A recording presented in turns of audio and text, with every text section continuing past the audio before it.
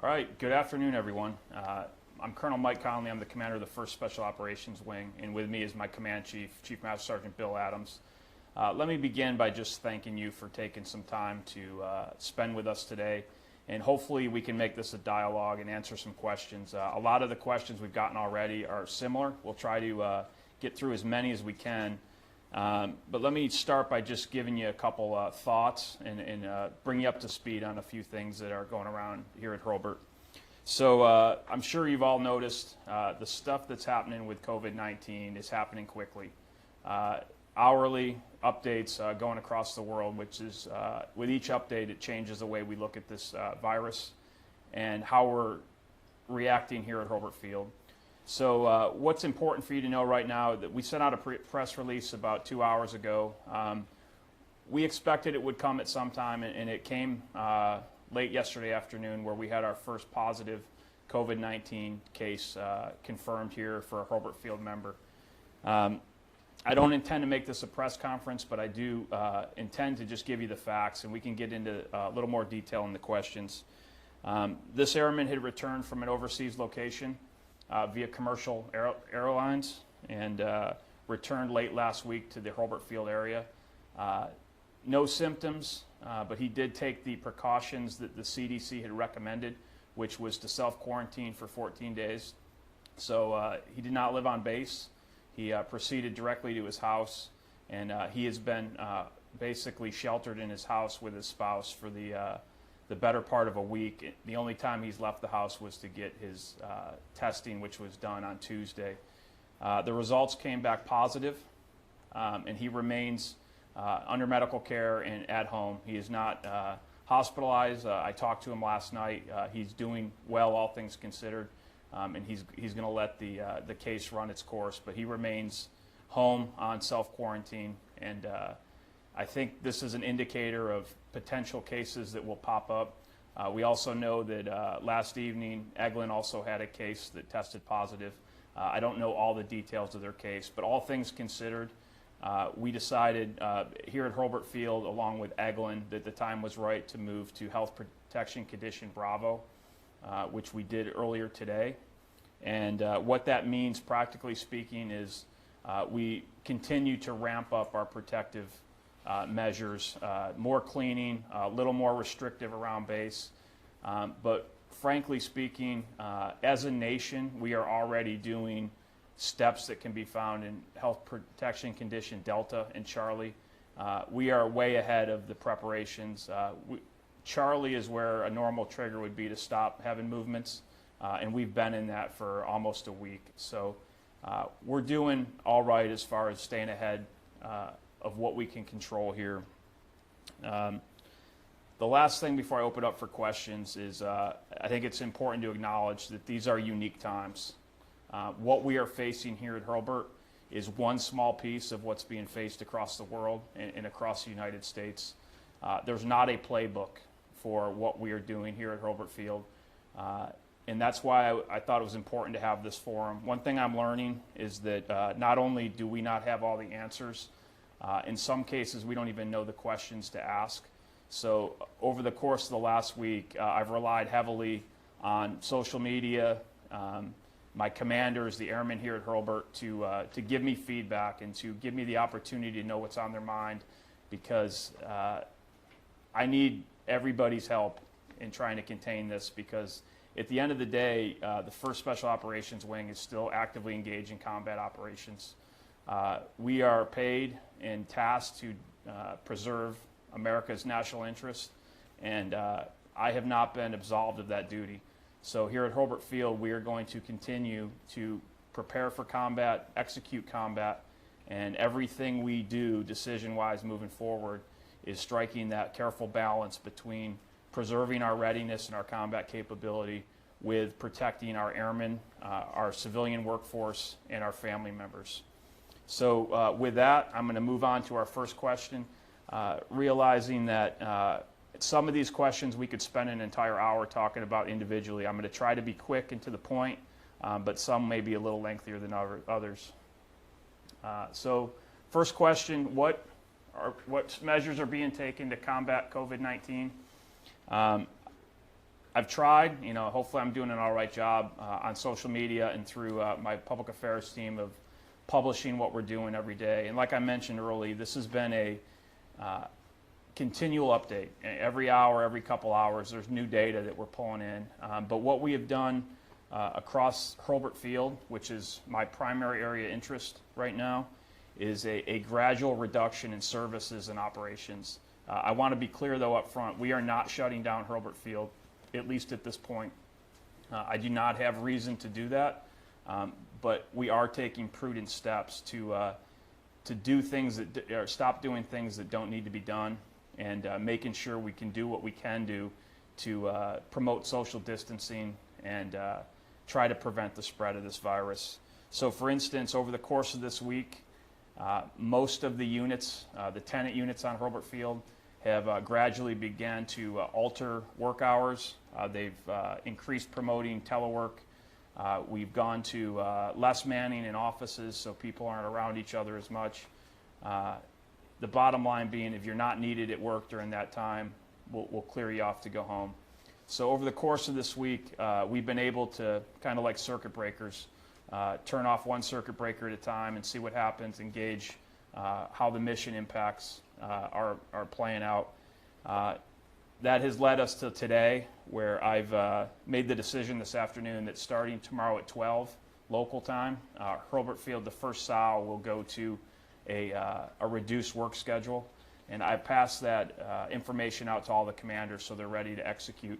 I chose 12 local tomorrow to give my commanders time to figure out exactly what that means and how they're going to execute for their particular organizations.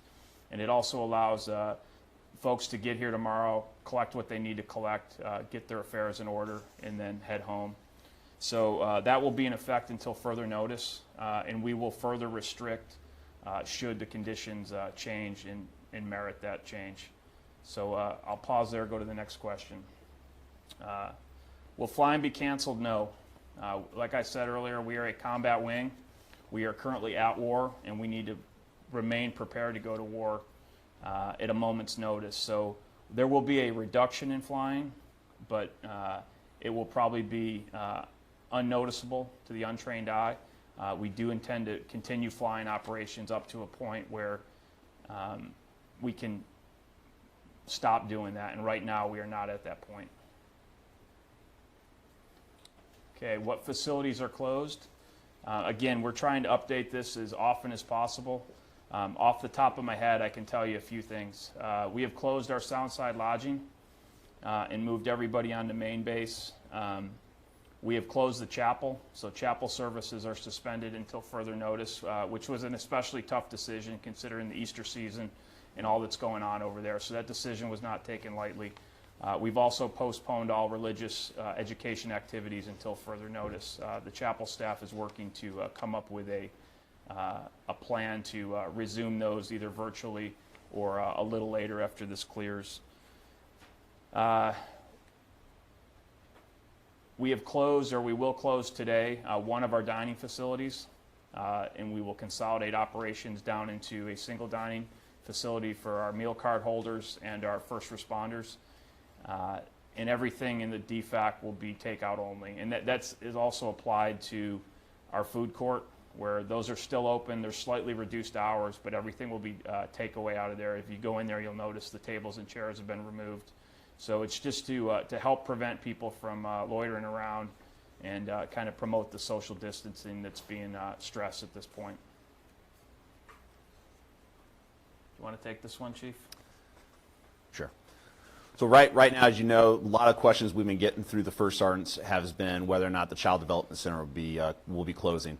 I will tell you, because we have a combat mission here within Hurlburt, is we have to ensure that we have the ability to sustain the child care facilities and to be able to provide for our folks that have children and that need to be utilized. So right now, the Child Development Centers are not being closed. They are being utilized by our folks that are having to be, as we talked about, going to reduced manning.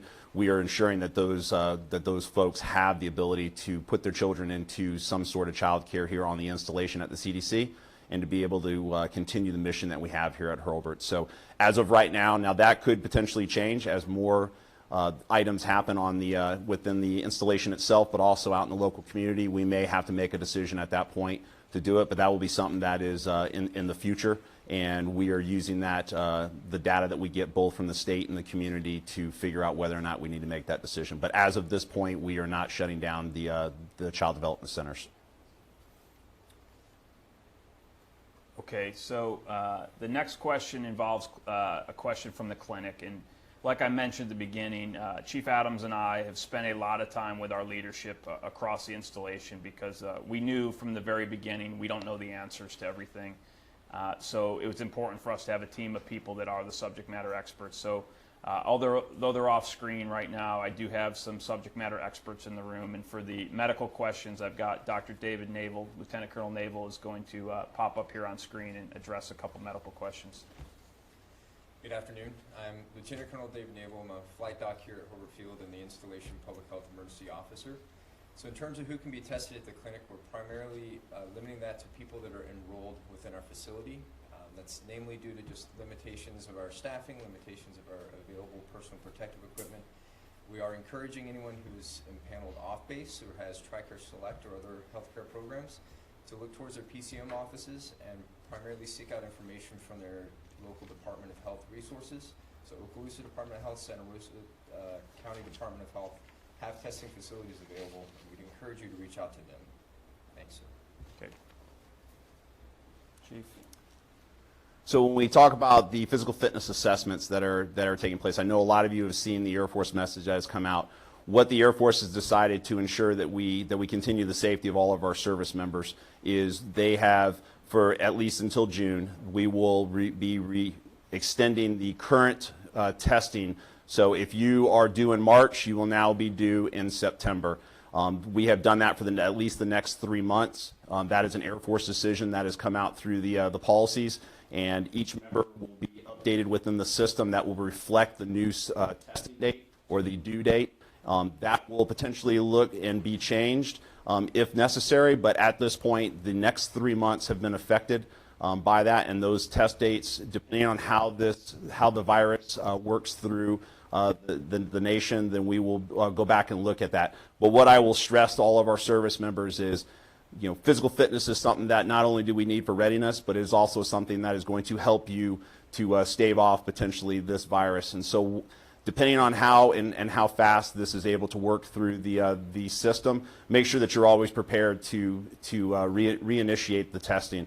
Right now, the Air Force has given us the ability for the next 3 months to buy some bandwidth for our airmen so that they're not having to worry about this and be able to focus strictly on their families, but also the mission at hand for the United States Air Force. So what I will say is ensure that you're also keeping yourself both physically and mentally prepared and being able to ensure that you have that. So I know that there is an Air Force message. These messages are also going out to all of our commanders through our First Sergeants. Our First Sergeants are a key member of each of the teams, and they have all the most up-to-date information to include each of the testing and any new changes to any of the other messages that are coming out from the Air Force Personnel Center, as well as the Headquarters Air Force. All right, the next question is, how are we protecting our providers? So first of all, thank you for your concerns for our well-being, but we have instituted a number of measures at the medical group. So those of you who have been there recently may notice that we have a tent out front now with some of our personnel, primarily our dental personnel, who are asking for questions and distributing masks. We've also changed how we do our check-in process for our sick call for active duty personnel in the morning to try to limit our foot traffic in the facility of people who might be exhibiting symptoms. We also, just in terms of our testing procedure, we are trying to go to more virtual appointments. So for those of you that have routine appointments over the next week or two, you may be getting calls from a primary care team to try to work out what can be done outside of the clinic itself.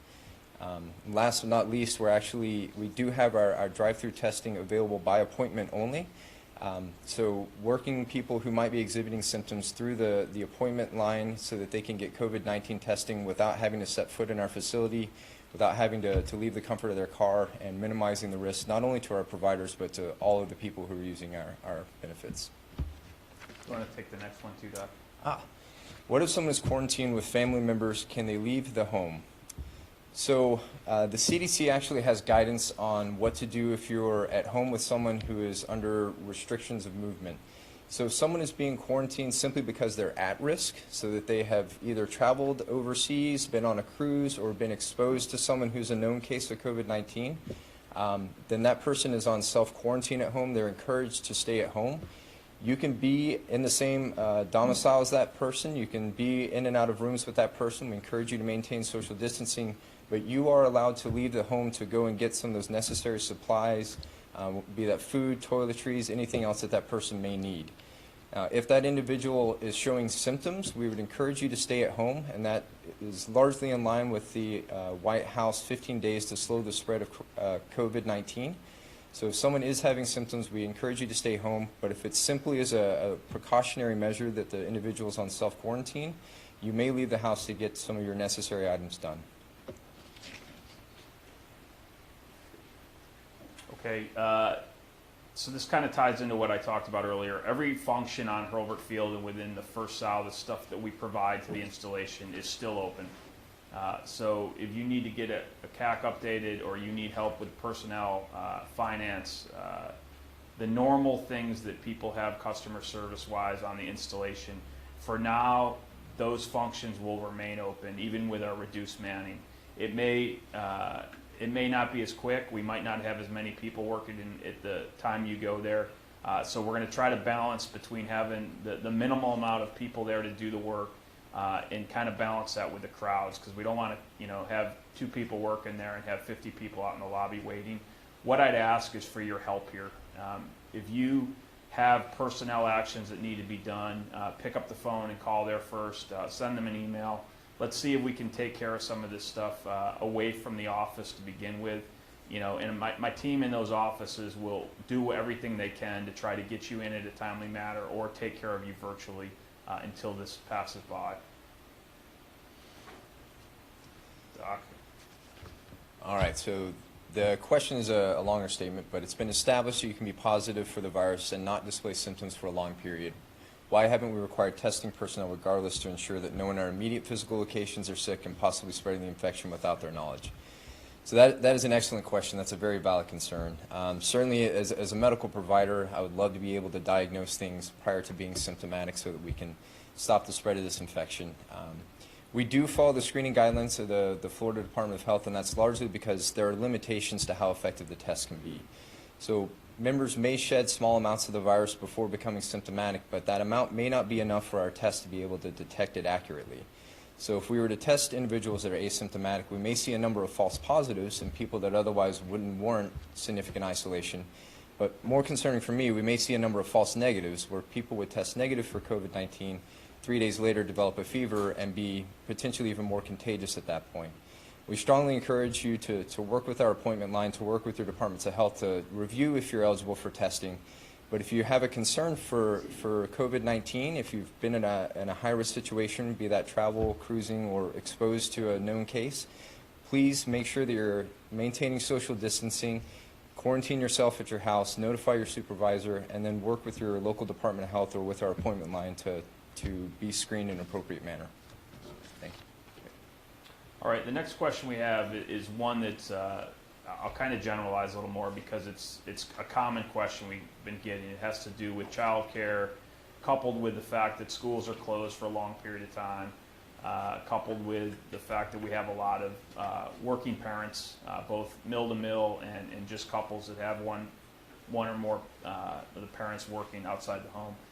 So this is something Chief and I talk a lot about, and when we work with our team, we're putting a lot of effort into what this looks like. And I'm going to be blunt with you. We don't have an answer that's probably going to be fulfilling to everybody at this point.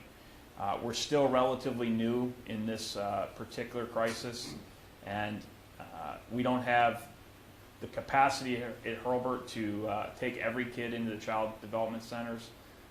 So what we're going to do in the meantime is I always empower the commanders to do commander stuff. But more so than ever, I want my squadron commanders to make the decisions that are right for the airmen involved and help them and lead with empathy and understand that we are, like I said, in unprecedented times. You know, I'm also, my wife and I have 3 kids scattered in 3 different public schools in the local area. This is a problem that we face as well. It's common across many of our families where, what do we do now? We kind of plan for the summer break and we have a perfect plan in place, but I don't think there was many families in the local area or across the country that were planning on their kids being off for weeks at a time in the middle of March in what could ultimately be the rest of the school year. So we will continue to work for solutions here. You know, I'm open to ideas, keep them coming. In the meantime, I will continue to empower my squadron commanders to do the right thing for their airmen and the families because, again, we are in unprecedented, uncharted waters where we're going to need to learn as we go and figure things out.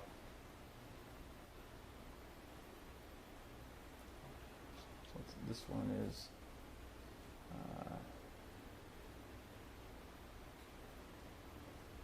all right, so another Child Development Center question. Fairly lengthy one, so I'll try to pick it apart. We are still working through some of the nuances of childcare and trying to break away from what are normal business practices, not just at our own on-base child development centers, but really the industry standards. One of the things, and I know it doesn't answer the question directly, but we are currently modifying policy, and we're going to allow parents that have children enrolled in the CDCs that want to keep their kids home because of concerns over coronavirus.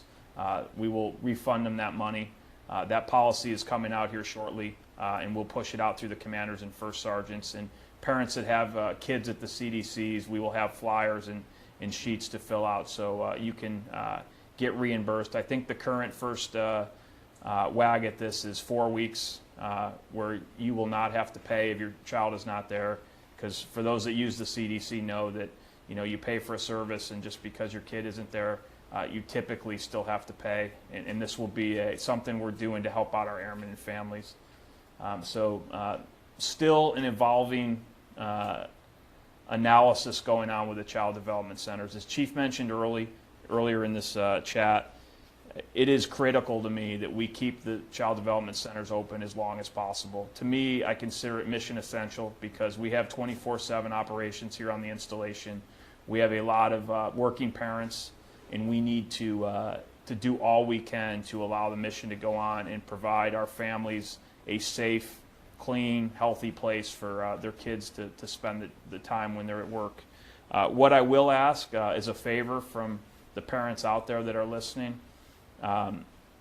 Do what you think is responsible as a parent and what is best for your family. So if you think your kid should not be in the child development center because they've got symptoms, they're not feeling well, please keep your kids at home.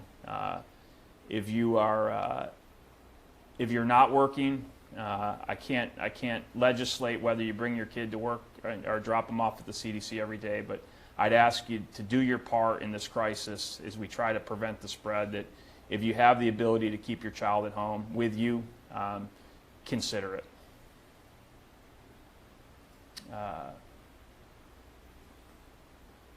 Doc, you want to take this one? Sure.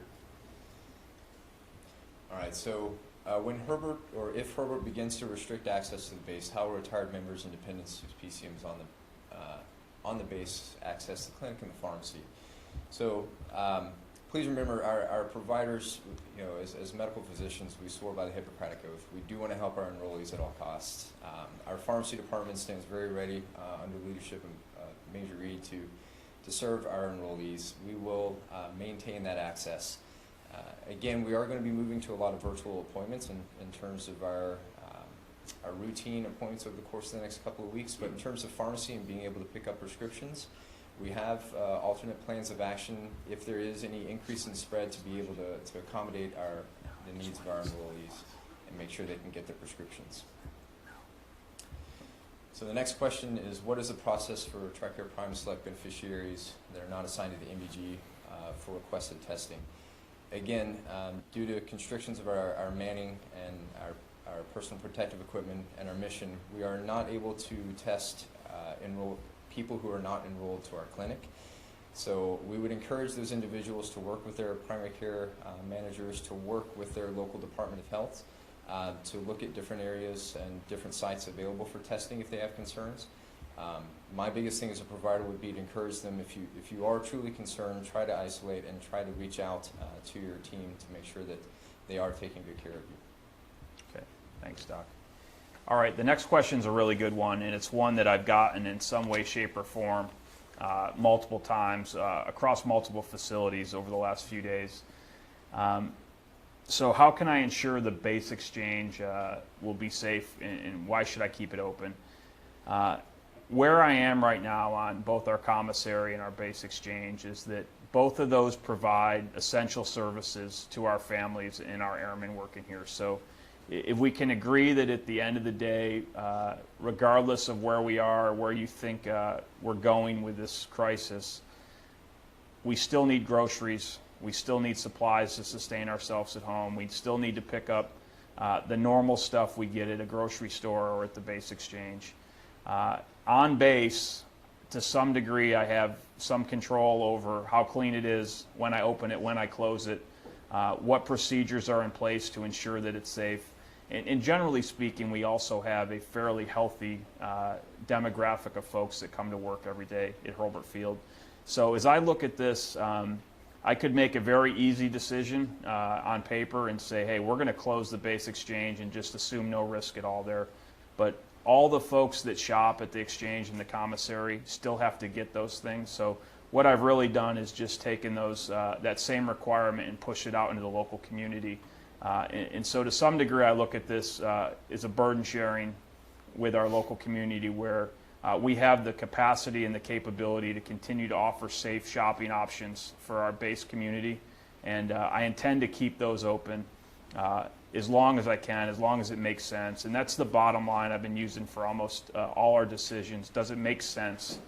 And I'll tell you, that's easier said than done a lot of times, because every decision we make right now moving forward with the installation, it's about consequences. It's what are the consequences for making a decision, and what are the consequences if I don't make a decision. And I talked through some of that already, in the sense that if folks go off base to shop, the consequences that I have pushed those people into the local community when I could have provided them an option that was just as safe and healthy here on base. I will tell you another thing that weighs heavily on me is that we have a lot of employees on this installation that are hourly employees, and they rely on their jobs. And up until a point where I'm no longer comfortable because of safety or health reasons, I'm not going to be quick to make decisions that are going to put people out of work. So I'm committed to doing everything I can to make sure the folks on Hurlburt Field have salaries coming in until a point comes where I have no choice. So for the next question, I know that we've gotten a lot of discussion has gone on about testing, whether that be weighted testing, that be for each of the promotion testing, as far as even the promotion panels and boards that take place, either through the enlisted force distribution panel, all of this. And I know this is something that's on a lot of our airmen's minds. And what I will tell you is, as of right now, the Air Force Personnel Center has not provided us with guidance on that. That does not mean that we are not going to change the procedures, or is the testing, or is it not going to happen. What I would recommend to you is, until guidance is out there, if you were to test tomorrow, I would show up to the testing center ready to go. What that would mean on our side, we understand what the guidelines are and our right and left limits are for testing. So we will ensure that nobody's put at any great risk of, we will reduce it down to less than 10 people. We will do the social distancing. Those are things that we will handle at our point, up until the point that the Air Force or the Air Force Personnel Center gives us guidance on whether or not we are going to cancel, postpone, or how it is going to look. What I would also tell to all of our airmen is, be patient with us, because a decision that we will make right now will be probably to postpone it. If that does happen, and that is a decision that our Air Force makes, then we will also be looking at what are the second and third order effects going to be. How is it going to affect you? So what I would say is, give us time to be able to figure out what it's going to look like. And that will be something that will take place in the months, weeks, and possibly days ahead of us, that give us that opportunity to be able to figure out how we're going to manage it, how we're going to handle it, and then what we're going to do. Similar to what we did with the Air Force physical fitness testing, it'll be the same thing for a lot of our promotion testing. And it is going to affect all of our airmen, and that's big A airmen. All of our officers and enlisted members, it's something that is very key to us. A lot of you have been studying for a long time, and we understand that. But as we look at this, we have to wait for what that following guidance is, but we are being proactive and we are leaning forward to ensure that if we have the availability to test, then we will do that. So right now, continue to study, stay focused, and we promise that we will be getting that information out to you once we receive it through our first sergeants or through our chiefs at the squadrons. So I know that it's something that affects every single one of us, and it is a key question that we get. All right, so the next statement, the next question actually harkens back to one of the prior ones, but for what kind of precautions are we taking for the medical personnel? So again, we do have a station out front of the medical group that's distributing masks for anyone that's having any pertinent symptoms. We are trying to limit anyone who has COVID-19 risk factors and symptoms from entering the facility with their drive-through. But we're also instituting certain changes within how we're doing our meetings and how we're structuring some of our other operations in terms of routine well care, medical readiness items, to ensure that we're not that we are maintaining our social distancing and that we're not spreading any undue illnesses otherwise. That's all I have for now. Okay, thanks. So this next question kind of follows up to what I just discussed with the testing, and this is something that we are looking at. And until we get any further guidance from the Air Force on whether or not we are going to stop promotion testing, then we will have a plan. So like I said, if you have a test date and it's within the next couple of days and you have not received any guidance from your commander, your chief, or your first sergeant that you will not be testing, then you will show up to the testing center as scheduled, and then we will provide you with the guidance on how we will execute those tests. And that covers for either AFSC testing or any testing that you will do here at our testing centers. Okay, another question about the commissary and BX. For those that are following what the Air Force is doing across the country and really across the globe at Air Force bases, you've probably noticed that different bases are doing different things. They have different approaches to seemingly the same problems, but at each location, things are just a little bit different. They're not better, they're not worse necessarily, they're just different circumstances based on the local community, the COVID-19 threat, the capacity to handle it in those areas. So I've remained fairly in lockstep with General Kane over at Eglin because I think it's important that our two bases have a common site picture. But other than that, I'm not really linking myself up with what other bases are doing or feel that I need to follow suit, either good or bad with them. And I am getting lessons learned from my fellow wing commanders across the country, but like I said, everything's just a little bit different. So here at Hurlburt, the commissary and BX, as we talked about, are still open. They have asked, both AFES and DECA have asked for some relief near the end of the day, so we're closing both operations an hour early so that staff has the opportunity to do a deep clean each night before they go home. So that's what I intend to keep. You will see at the commissary that we are checking IDs. You need to have an ID, military-issued ID, to get into the facility. And that's not really to restrict any retirees, active duty spouses. It's simply to keep unnecessary people out of there. So right now is not the time to have family members in town or friends in town for spring break and show them the commissary. It's just, again, it doesn't make sense. So right now, circumstances could change, but I don't see a need to restrict our commissary usage to anybody that wouldn't already have use of the commissary other than the simple, don't bring guests in there right now.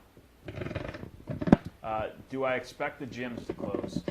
Another question I've got a lot of, and so that's a yes and no question. So we have 3 fitness centers on Hurlburt Field, and I do expect in the coming days that 1, if not 2 of those will probably close until further notice. But I do plan on keeping at least 1 gym, and that would be the Adderholt gym, open, normal business hours, other than once it closes for the night, those that usually or might use after-hours gym and get in with their CAC, that will be restricted. And again, this allows the staff there to have a definite closing time when they can go in and do a deep cleaning and reset for the next day. Again, as Chief mentioned, I consider fitness a readiness issue, and so we will continue to keep the gyms open as long as it makes sense. And all I ask in return from the folks that use the gym is that you're smart.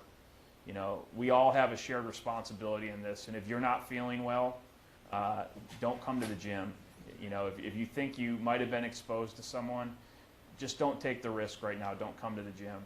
You know, again, I'll keep saying it, we have a shared responsibility in some of these common use areas.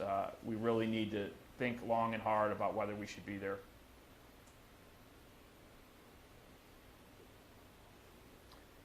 So I mentioned this in my opening statement, so I think probably by tomorrow, almost every unit on the installation will be in some form of minimum or reduced manning.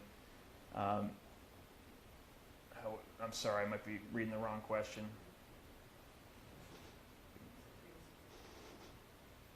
So there may be a point when it's mandatory. Right now, it's directed in the sense that I've asked the commanders to do what's smart for their individual units. We have 25 squadrons in the 1st Special Operation Wing. There's more than 40 additional tenant units on the installation. All of those units have unique missions, and it's hard for me to just say we are not going to do X, Y, and Z, because some squadrons don't even do X, Y, and Z. They do A, B, and C. And so the commanders are entrusted to do what makes sense for their own individual unit.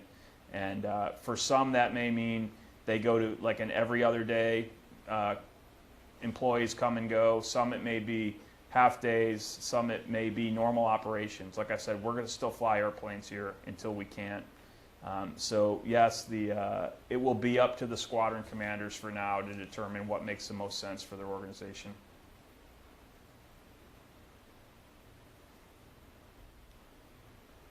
All right, I'm going to turn this question over to Major Lisa Kempker, my Comptroller Squadron Commander.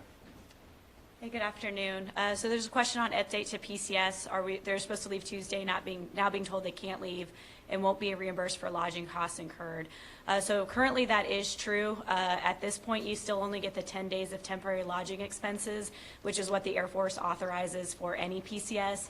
We've reached out multiple times asking for solutions, monetary solutions, and have basically been told there aren't any in place yet.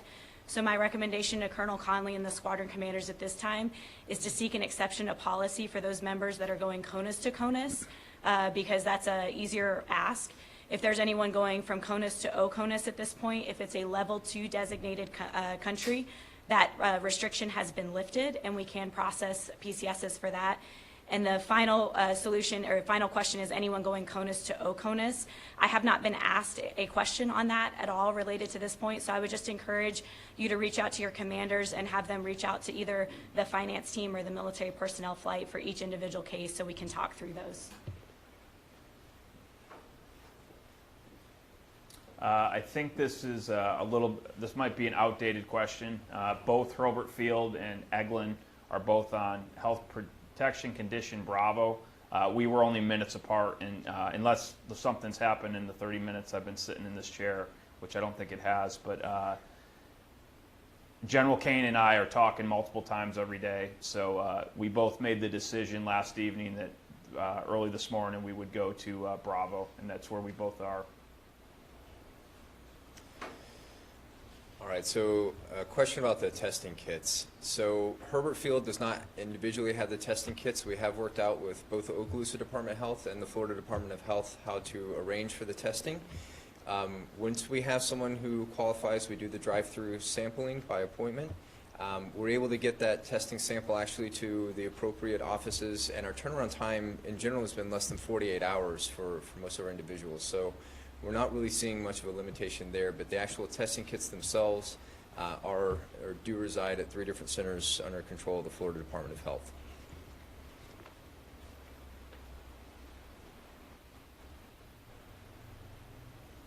Okay, that's another great relative question. I'm going to answer a little bit, and then I'll turn it over to Doc for the second part. But like I mentioned, we are a wing that is still at war.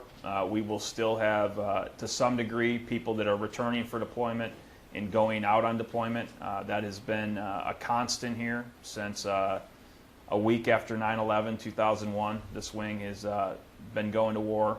We remain the most deployed wing in the Air Force. And that will continue. There may be some changes to the way we do business in the short term, but right now we're expecting our redeployers to come home on or near the scheduled time, and there will be exceptions to that depending on which units you're in. But when they get back, we do expect that our redeployers will go into a 14-day directed self-quarantine at their homes. We will do a little bit different arrival procedures than we typically do. For those that have been around Hurlburt Field for a while, you're familiar with our Operation Homecoming, where we get families together. We kind of have a big celebration of our folks getting off the plane. That will change a little bit for obvious reasons this time, but we will still do all we can to get our members reconnected to their families quickly upon arrival. And then I'll let Doc talk a little bit about what self-quarantine actually means. Thank you. So self-quarantine is a term we're using to convey the CDC recommendation to stay at home. So the CDC recommends for anyone returning from level 3 areas and level 2 as well to stay at home and practice self-isolation. We do have a handout that works with that for our deploying or redeploying members. We also do have a statement that we've worked with our legal office to give as an instruction to the members who will be placed in the status from here on out. But at this point, the CDC website has good guidance on what that means. So largely staying at home, trying to minimize time outside of the home or domicile. If you are going out, minimize any contact. So certainly don't want to go to anything like a movie theater, grocery stores, things like that might be more crowded. Trying to utilize unit members to be able to deliver those items to you. Essentially, we're asking people to treat it as though they have influenza. So you don't want to get anyone else sick. You don't feel like you're sick, but you may be actually potentially contagious. So we'd ask that you try to restrict your movement as much as possible to your house. Okay. So let me add to the last question real quick, and I'll turn it back over to Doc for another medical question. But before I go home tonight, I intend to push out guidance to all the personnel that work on Hurlburt Field, and it will essentially be a letter of expectations as it pertains to self-quarantine. So I am not in the business of legislating, nor do I want to be in the business of legislating people's personal lives and what you do outside of work beyond what's in the UCMJ. But we all have a collective responsibility to do the right thing. And so I think it's important that we kind of consolidate what the CDC has given us, what the Department of Defense has asked of us, into a single, easy-to-read document, which I plan on pushing out later. I've been working with my legal team to make sure the words are the right words, where it's legal for me to ask you to do this. But the bottom line is it's a collective responsibility. If you're asked to be in self-quarantine, my expectation as the installation commander is that you're adhering to the spirit of it, which means that you're limiting your movements. We are not restricting you from going to a grocery store, going to get food, going for a run, doing the things that you need to do to sustain yourself for 2 weeks. Go to a medical appointment, take your kids somewhere, whatever that may be. But the spirit and my expectation is not that you're going to go hang out at the beach or go to the movie theater or walk through the malls or do things that are counter to the intent of the self-quarantine. Doc. So our appointments at the medical center being rescheduled. So some of our routine services have been scaled back. So in following with guidance, we have scaled back on our dental services, our optometry services. Those personnel are still available, so if there are urgent needs that are being processed at the clinic or certain other things like our flying population or readiness requirements that need to be met, we can still meet those requirements, but for now some of those things have been curtailed. For our medical appointments through our beneficiary clinics, our active duty clinics, those are still being conducted. Again, we are reaching out to people to try to make more of those over the telephone as a virtual appointment to try to minimize foot traffic within the facility to minimize the spread of any potential influenza-like illness.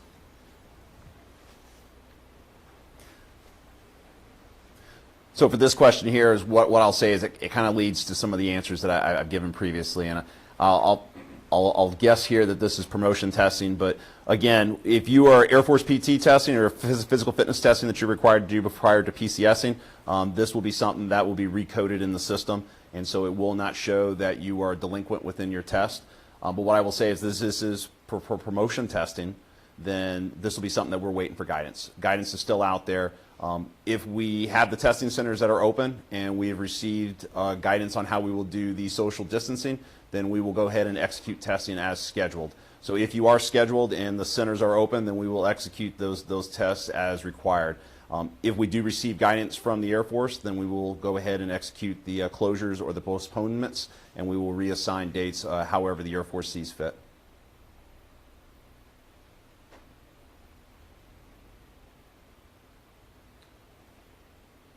So the next question pertains to civilian personnel that are over the age of 60 due to the increased risk. And my short answer to that is nothing directly right now. Again, each case is case dependent, and what I'd expect is kind of, again, to my point of shared responsibility, if we have workers that are concerned or think they may be at risk, they need to talk to their supervision. There are provisions in place within the civilian work rules on options that we can offer, and if you're a supervisor out there that's listening and you have concern about an employee in your section, you know, I'd start with civilian personnel office, let them talk you through some of your options and go from there. But that's a long answer to no, we're not doing anything specific for that right now.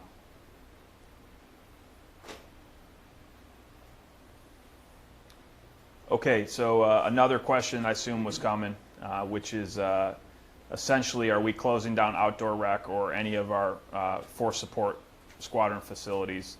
And I've alluded to, and I've answered this question a couple times in different questions, but the bottom line is we are keeping open what makes sense to keep open. Right now, I plan on keeping outdoor rec open, but that, you know, my guiding principle of does it make sense may change with changing circumstances. For those that are local, you probably saw that the counties, both Okaloosa, which we're in, and some of the surrounding counties, made decisions today about closing the beaches. So some of that will factor into my decision making moving forward, but frankly I haven't had time yet to digest that because those decisions on the local beaches were just made earlier this morning, and right now we'll weigh that, you know, the consequences of making a decision versus the consequences of not making a decision, and we'll go forward, and I will keep everybody updated on the social media pages. So the next question is, are pregnant active duty members encouraged to stay home? So in accordance with guidance from the Centers for Disease Control and Prevention, we have not noted any increased risk to pregnant members in terms of the COVID-19 infection. We do see a lot of influenza around our area. We do see a lot of influenza-like illness. So just following general guidance from the Department of Defense and their Force Health Supplement and the CDC, we do encourage people to telework as much as possible. However, we don't place any restrictions on pregnant members individually. Okay, thanks, Doc. I hit on this a little bit already, but I can't speak to operational requirements just because it's something I'm not going to talk about. But the bottom line is each individual squadron will have varying timelines. Some folks will return on a normal timeline, but based on travel restrictions around the globe right now, I would expect that there will be people impacted as far as redeploying on the schedule they were expecting to come back with. And I will rely heavily on my squadron commanders to make sure they are contacting families, spouses, loved ones, to make sure there's no surprises. Okay, so this is another question that we've bounced around a little bit, and again, I'll go back to the thing I've said multiple times now. Doesn't make sense, and right now we are not at a point where I need to bring people away from their families. And what this is basically asking, I believe, is do we want to take people and deploy them here to the installation so they're essentially quarantined from the rest of the world in case other operational requirements come up? And well, I wouldn't say that's ever off the table. That's always a possibility, no matter what the local situation is, not just with coronavirus, but right now I'm not leaning in that direction. All right, I'll take this one too. I think this is individual work section. Frankly, it's probably not being enforced as well as it could be, and that is one of the primary drivers to us trying to reduce our workforce in the coming days. And like I said, by noon tomorrow, we should be in a position where every unit on the installation is reduced their manning requirements, and we're operating on the things that are required to keep the unit, the lights on, someone answering the phone, and the basic services that are provided. But again, this is the same theme where we all have a responsibility here, and if you got to lead by example with the social distancing and try to avoid large crowds, do what you can. Some of us are in positions where it's nearly impossible to completely avoid social distancing, but do your part.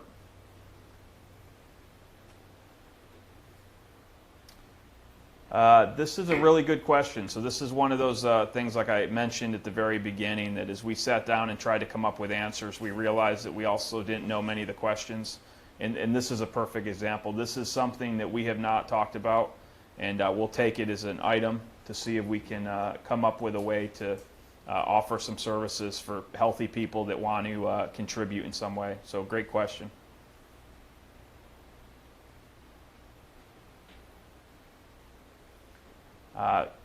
Tough question to answer, and this is I'd kind of categorize this in the not everyone will agree with the answers I come up with, and that's okay, but people still need to survive. They need to buy food, they need to buy supplies, whether that's cleaning supplies or just the basics to manage their lives, and they have to go somewhere. So I can't, and I don't think it's realistic that anyone can, unless we go to a complete lockdown in the country where people are not allowed to leave their homes, which I don't think we're there yet. I don't think, there's always uncertainty, and again, we have to, as a team together, make smart decisions, and who you associate with matters, where you go when you move outside your home or at work matters, and the bottom line is there's risk out there.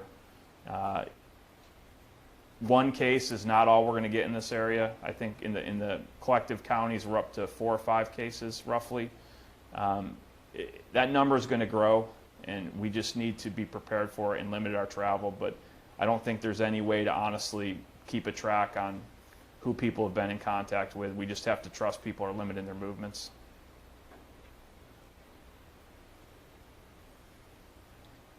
Another good question. You guys have probably seen some of this stuff on the news and social media of people hoarding items.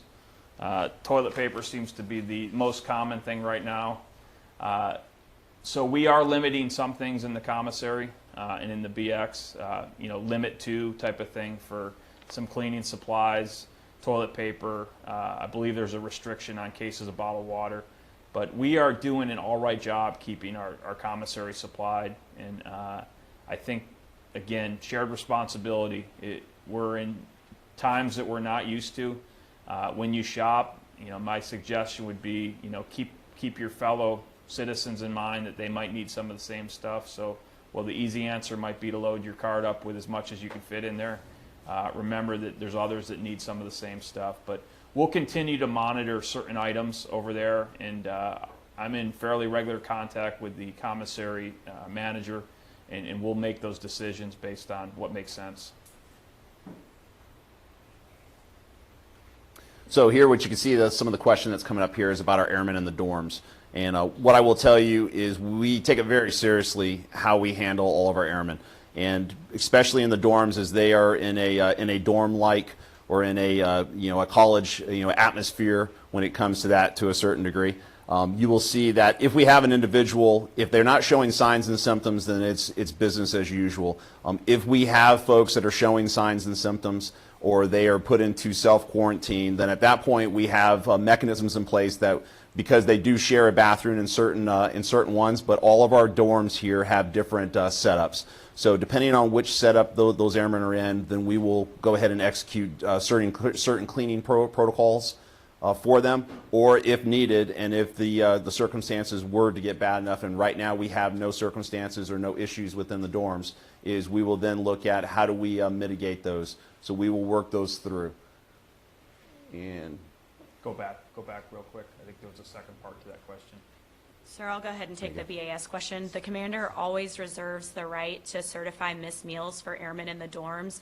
So if there's a reason that an airman in the dorms can't get to the DFAC, whether it's mission related or because they're under quarantine status, this is an opportunity. There's also options for the command teams to bring meals to the airmen in the dorms. Thanks, Lisa. So this question has to do with respiratory assistance and people who might be suffering significant effects of COVID-19. So our medical facility here on our installation is somewhat limited in our ability to take care of those individuals. So we would be looking at Eglin and our local hospital resources if we did have any emergent situations. We're in close contact with both of those partners, so we talk with the 96th Medical Group on a very regular basis. We're on telephone conferences with Okaloosa Department of Health and Fort Walton Beach on a regular basis, but we would be utilizing those resources if we did have anyone that had any emergent needs.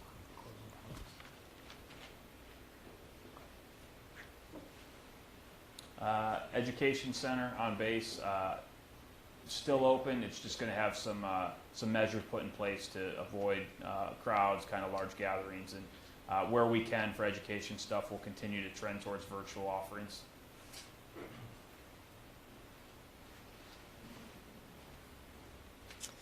All right. So mandatory COVID-19 testing if the numbers of patients increase. We've spoken about this and planned with this along with our local partners at the medical group a number of times. If we do see a sharp increase in COVID-19 cases in the area, we may follow suit with other metropolitan areas that have seen likewise and potentially stop testing and stop tracking from an epidemiological standpoint. However, at this time, I don't think that we would consider that, sorry, the question disappeared, based upon what we're seeing right now. We do have our triggers in terms of how our operations flow depending on the number of influenza-like illnesses that we're seeing and the number of positive COVID-19 cases that we're seeing. It would change our operations slightly, but we would not go to mandatory COVID testing. Okay, thanks, Doc. So we're about out of time, so we'll take this question because I want to pat the folks at the commissary on the back a little bit. They're teammates in every sense of the word. You know, when we go back to our hurricane seasons, they work extra hours. They work on their off days to make sure we get supplies in place to bunker down and do what we have to do in hurricane prep. In this time, they're doing the exact same thing. And just to give you a snapshot, Chief and I were over there yesterday and talking to the manager there. On a typical weekday, the commissary does somewhere on a good day between $60,000 and $70,000 in sales. On Tuesday, they did $200,000 in sales. You know, and I look at that question. They went through 12 pallets of toilet paper before lunch, but they reset at night. The trucks come back in. We restock to the best we can, and we keep going. So we will continue to get supplies in as quick as we can get them in. I can't guarantee that when you go there, the shelves will be stocked with exactly what you're looking for, but they are doing their best to keep a constant supply. And they're a helpful group of people, so if you've got questions or they don't have what you're looking for, just ask the question. They can probably give you a good idea when the next shipment's coming in. So with that, we're out of time. We could probably go on for another hour with questions, but I'm going to turn it over to Chief first for some closing comments. I appreciate it, sir. The biggest items that I want all of our airmen and everybody out in Facebook land listening to us right now is everybody here, both Colonel Conley and myself, our main goal here is to ensure that all of our families, our local community, and more importantly our mission is we are efficient and we are lethal.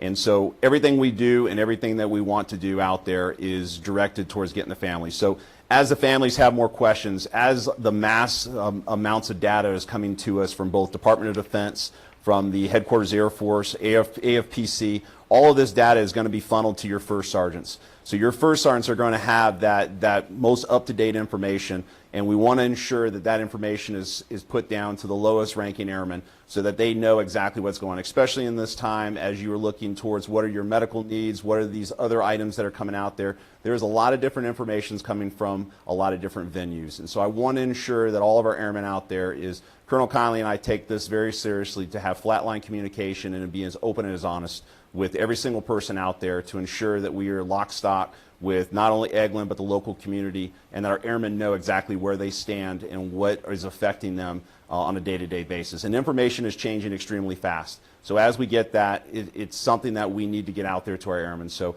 reach out to your first sergeants. If your spouse has a question, get those questions to your first sergeants. Get them to your squadron leadership. And those are types of things that we will always ensure that we get those answers to you.